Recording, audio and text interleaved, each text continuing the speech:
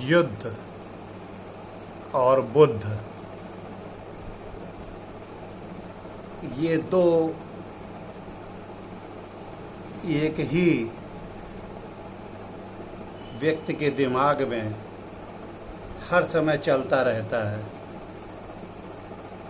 युद्ध या बुद्ध। प्रत्येक युद्ध के बाद आपको बुद्ध बनना ही पड़ता है। प्रत्येक बुद्ध के बाद आपको युद्ध के लिए तैयार होना ही पड़ता है।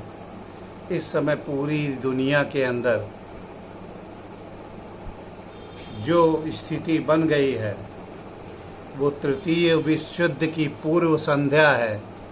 ये ठीक वैसे ही है कि बारात जा चुकी है, जनमासे में लग चुकी है, ढोल मजीरे ताशे बज रहे हैं, छोटी मोटी फुलझड़ियाँ पटाखे उठ रहे हैं, सड़क बांध छोड़ी जा रही है, सब लोग अपनी पोजीशन को पकड़ रहे हैं, घोड़ी का नाच शुरू हो चुका है, दुल्हा की घुड़चढ़ी होने जा रही है। आगे आगे क्या होता है देखते जाइए आप। प्रथम विश्व युद्ध, द्वितीय विश्व युद्ध तो हथियारों से लड़ा था।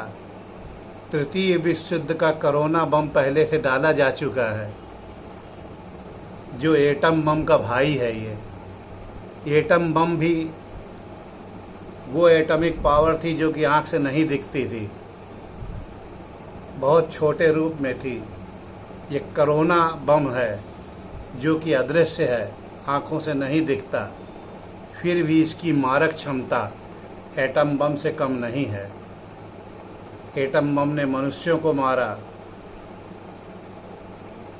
कोरोना बम ने मनुष्यों को तो मारा ही मारा, पूरी अर्थव्यवस्था, पूरा व्यापार, पूरी संस्कृति चौपट करके रख दी, सब मिट्टी में मिला दिया धूल की तरीके से। लोग ये समझ ही नहीं पाए कि ये कोई बम है कि यह बीमारी है, आज तक नहीं समझ पाए। इससे बड़ा भ्रम क्या हो सकता है। एक सोचने वाला विषय है कि अगर ये बम नहीं होता तो जितनी अब ये तैयारी की जा रही है युद्ध की, तो क्या ये तैयारी 3 महीने में हो सकती थी, 4 महीने में हो सकती थी, 5 महीने में हो सकती थी? कतई नहीं। इसके लिए बहुत लंबा समय चाहिए होता है,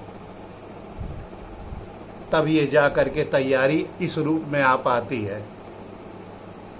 और इस युद्ध के बाद चौथा युद्ध सिर्फ ईंटें पत्थरों से और लाठी डंडों से ही लड़ा जा पाएगा। इतना मानवता का ह्रास होने की क्षमता के हथियार इस समय पूरे आकर के एशिया में लग चुके हैं। यूरोप पूरा शांत है, सुई पटक सन्नाटा है वहाँ पर। लैटिन अमेरिका एकदम शांत है, कुछ नहीं। अमेरिका महाद्वीप पूरा शांत है, कुछ नहीं। अफ्रीका महाद्वीप में वैसे ही शांति फैली रहती है आदिमकालीन। जो कुछ है उपज एशिया में है, कमाई एशिया में है। और पिछले 70 सालों से कमा कमा के जो सब नोट रखे हैं, सोने से मढ़ी हुई गाड़ियाँ, हीरो से जड़ी हुई कुर्सियाँ, बैंकों में रखे हुए पैसे, और जो संपदा बौद्धिक है, मानवीय है संपदा, सब लूट के समाप्त करने का इंतजाम कर लिया गया है। लुटेरे कौन हैं? सब आपकी मदद के लिए आके बैठे हुए हैं। एशिया की जो 2 सबसे बड़ी पावर हैं, उनको भी आमने सामने खड़ा कर दिया गया है कि हम तो चले जाएंगे लड़ा करके, बेटा आने वाले 1000 साल में तुम लोग और लड़ लड़ के लत्ता होना।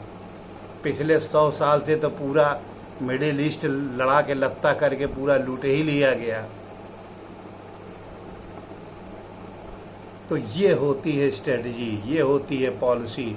इसको बनाने के लिए मिनिमम से मिनिमम 40 साल लगते हैं इसके अंदर। ये 4 साल में कभी नहीं कवर अप हो सकती, और 4 महीने में तो आप इसका ख्वाब भी नहीं देख सकते। ये युद्ध है, युद्ध को युद्ध के तरीके से देखिए। आने वाले कालखंड में आपकी क्या स्थिति हो सकती है, इसके ऊपर अभी से गौर कर लीजिए। एक स्टेप आगे आप कहाँ जा सकते हैं, 2 स्टेप पीछे आप कहाँ जा सकते हैं, 4 स्टेप दाएं बाएं किधर निकल सकते हैं। अचानक आपको मूवमेंट करना पड़ा तो आपके पास क्या इंतज़ाम है। सब सोच विचार के रखिए। यही शास्त्रों में कहा गया है। युद्ध और बुद्ध दोनों ही एक सिक्के के 2 पहलू हैं। युद्ध से थका हुआ आदमी बुद्ध की तरफ जाता है, और बुद्धत्व को जब प्राप्त कर लेता है, सब सुख समृद्धि, तो युद्ध की तरफ जाता है। आम जनता को इससे कुछ लेना देना नहीं रहता, क्योंकि वो अपने खाने कमाने में ही लगा रहता है। उसको तो बहुत सारी चीज़ों का पता ही नहीं रहता है। और बहुत सारे लोग तो ये सोचते हैं जो सबका होगा वो हमारा होगा, कोई अकेले हम ही हैं क्या। वही चिड़ियाएँ फंदे में फंसती हैं, बाकी तो सब उड़ के अपने सुरक्षित बसेरों पे जाके डेरा डाल लेते हैं।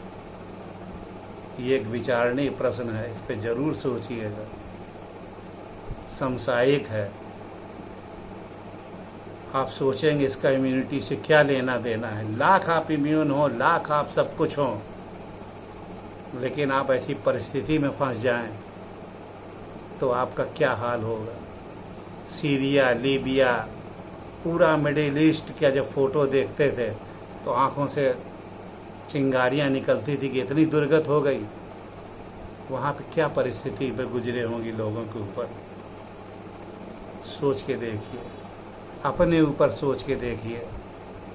रात को सोते समय एक बार सोचिएगा ज़रूर इसको। ये एक विचार है।